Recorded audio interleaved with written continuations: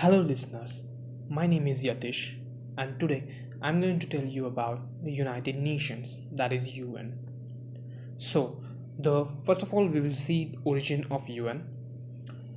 The United Nations is a global organization formed on 24th October 1945. It came into existence after World War II when the leaders of the world, including American President Roosevelt and British Prime Minister Churchill, they both decided to create a global organization that would ensure peace.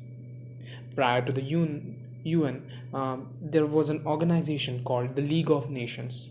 This was formed as a result of a Paris Peace Conference. Post World War One, which was in 1915, at its greatest extent, it had 58 members. The term United Nations was given by Franklin D. Roosevelt on January 1, 1942. This is an important point. The original membership of 51 nations has grown to 193 members, and the 193rd member being the newly created South Sudan. The United Nations headquarters is in New York City. The UN has also offices in Geneva, which is in Switzerland, and Vienna, which is in Austria. The United Nations headquarters is an international zone. This means that the land on which the UN sits does not belong to just the United States, the host country, but to all the members of the United Nations. The UN has its own flag and its own security officers who guard the area. It also has its own post office and it issues own stamps. These stamps can be used only from UN headquarters or from UN offices in Vienna and in Geneva. Six languages are spoken and used for all official communications at the United Nations, which are Arabic, Chinese, English, French, and Russian and Spanish.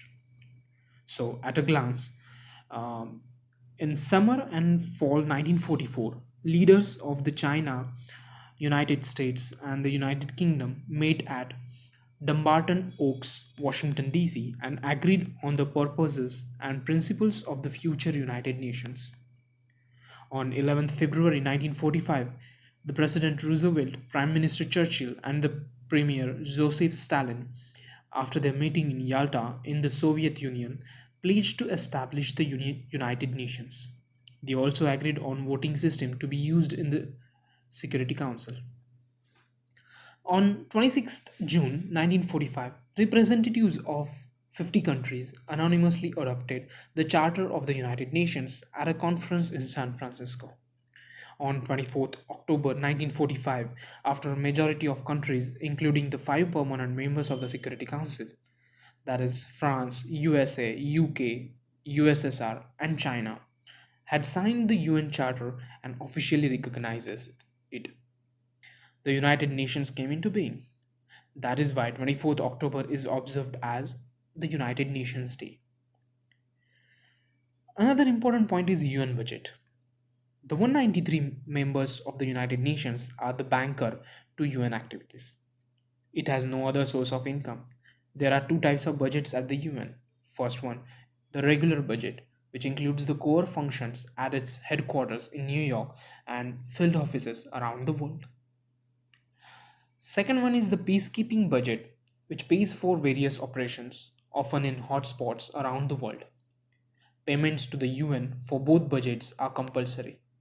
Members pay according to a scale of assessments agreed upon by all. This scale is based on countries' ability to pay national income and population. Another important topic is permanent observers in the United Nations. Non member states of the United Nations, which are members of one or more specialized agencies, can apply for the status of permanent observer. The status of permanent observer is based purely on practice, and there are no such provisions for it in the United Nations Charter. The other very important point about the United Nations system is the United Nations structure. The work of the United Nations is carried out almost all over the world and is done by six main organs. So, the first important organ is General Assembly. All members of the United Nations, currently 193, are represented in the General Assembly. Each nation, rich or poor, large or small, has one vote. Decisions on such issues as international peace and security, admitting new members, and the UN budget are decided by two-thirds majority. Other matters are decided by simple majority. The General Assembly's regular session begins each year in September and continues throughout the year.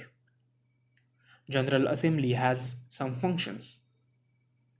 First function is to discuss and make recommendations on any subject, except those being dealt with at the same time by the Security Council. Other function is to discuss questions related to military conflicts and the arms race, to discuss ways and means to improve the state of children, youth, women, and others.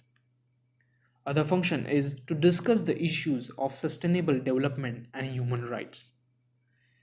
And last function is to decide how much each member country should pay to run the United Nations and how this money is to be spent. So the other second main organ of United Nations structure is Security Council. On October 24th, 1945, the winners of World War II, the USSR, France, the United Kingdom, United States, and China, ratified the UN Charter, creating the Security Council and establishing themselves as its five permanent members with the special privilege to veto resolutions. Originally, there were six temporary members, rotating every 2 years and distributed on an equitable geographical basis. That rule was more explicitly defined in 1965 when the number of temporary members was increased to 10, that is, 5 from Africa and Asia, 1 from Eastern Europe, 2 from Latin America and the Caribbean, and 2 from Western Europe. The first temporary members were Australia, Brazil, Egypt, Mexico, the Netherlands, and the Poland. The Security Council takes the lead in determining the existence of a threat to peace or an act of aggression. The Security Council also recommends to the General Assembly the appointments of the Secretary General and the admission of new members to the United Nations. Economic and Social Council is a forum to discuss economic problems such as trade, transport, economic development, and social issues. It also helps countries formalize agreement on how to improve education and health conditions and to promote respect for and observance of universal human rights and freedoms of people everywhere. Economic and Social Council has 54 members who serve for 3-year terms. Voting in the council is by simple majority. Each member has one vote. Each year, the council holds several short sessions with regard to the organizations of its work, often including representatives of civil society. The Economic and Social Council also holds an annual month-long substantive sessions in July, alternating the venue between Geneva and New York. The functions of Economic and Social Council serves as the main forum for international economic and social issues. It promotes higher standards of living, full employment, and economic and social progress.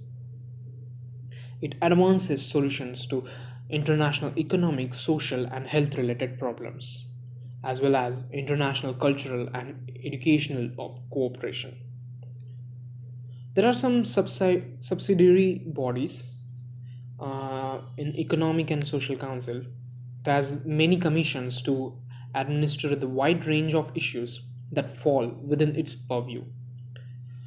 Prominent among them are the Commission on Narcotic Drugs, the Commission for Social Development, the Commission on Population and Development, the Commission on the Status of Women, the Statistical Commission, the Commission on Crime Prevention and Criminal Justice, the Commission on Sustainable Development, the Commission on Science and Technology for Development, and the United Nations Forum on Forests. The Council also directs five regional commissions the Economic Commission for Africa, that is ECA, the Economic Commission for Europe, ECE, the Economic Commission for Latin America and the Caribbean, that is ECLAC, the Economic Social Commission for Asia and Pacific, that is ESCAP, and the Economic and Social Commission for Western Asia, that is ESCWA. Another important organ of United Nations is Trustship Council. In 1945, when the United Nations were established, there were 11 territories, mostly in Africa and in the Pacific Ocean, that were placed under international supervision. The major goal of the trustship system were to promote the advancement of the inhabitants of trust territories and their progressive development towards self-government or independence. The Trustship Council is composed of permanent members of the Security Council, that is, China, France, the Russian Federation, the United Kingdom, and the United States. Each member has one vote, and decisions are made by a simple majority. Since the last trusted territory, Palau, formerly administered by the United States, achieved self government in 1994, the Council has formally suspended operations after nearly half a century.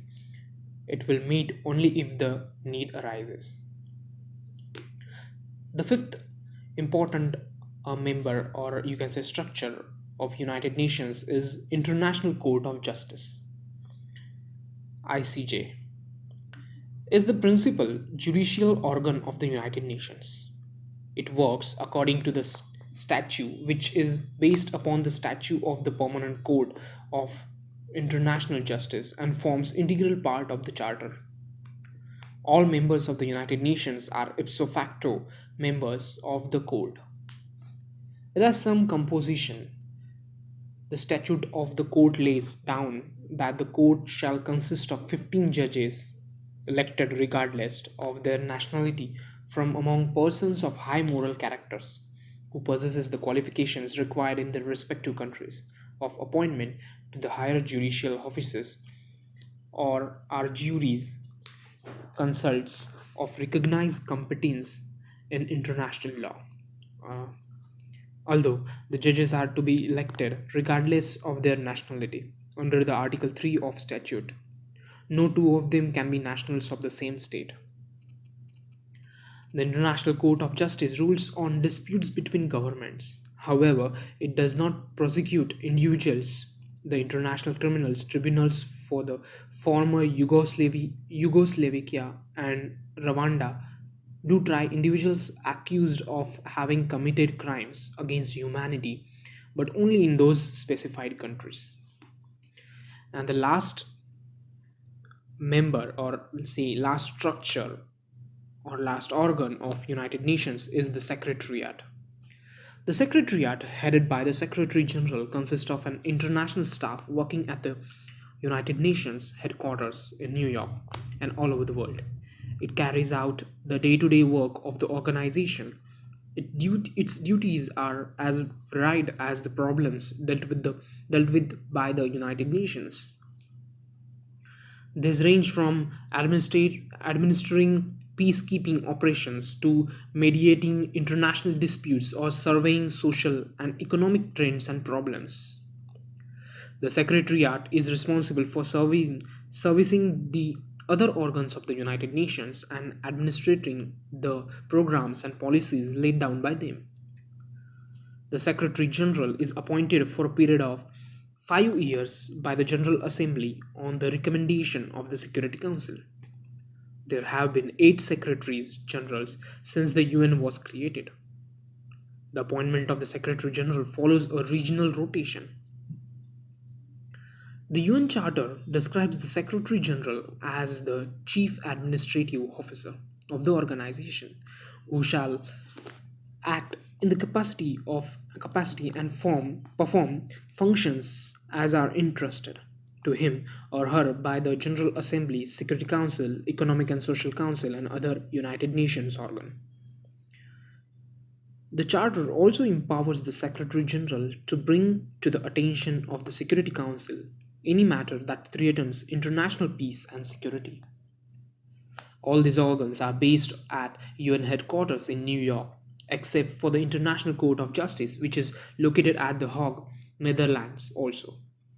Related to the United Nations are 15 specialized agencies that coordinate their work with the UN but are separate, autonomous organizations. They work in areas as diverse as health, agriculture, telecommunications, and weather. In addition, there are 24 programs, funds, and other bodies with responsibilities in specific fields. These bodies, together with the UN proper and its specialized programs, compose the United Nations system. Now, UN has some peacemaking operations.